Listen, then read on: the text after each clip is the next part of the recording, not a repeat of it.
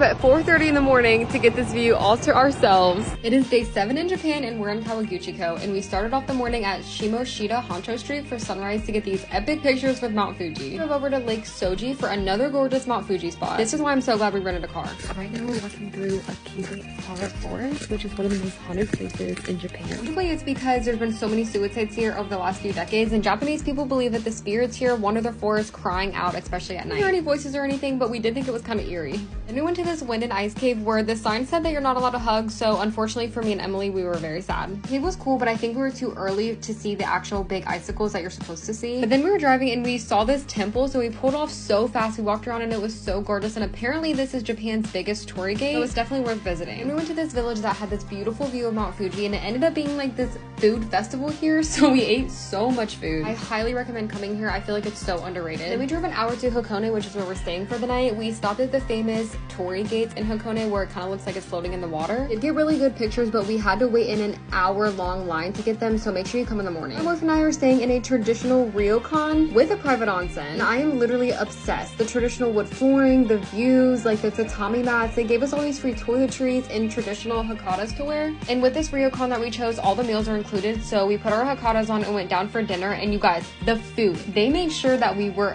fed. Okay, like this is the menu of everything that we're getting tonight for dinner. Sushi was so fresh, and then we got a bunch of meat and veggies to cook in our hot pot that they put in front of us. Chef even came over and gave us more food to try. It was eel and it was super good. They even had these free drinks at the bar from 9 to 10 p.m. So literally all of these drinks were free if you wanted. Ryokans can be pricey, but I highly recommend this one.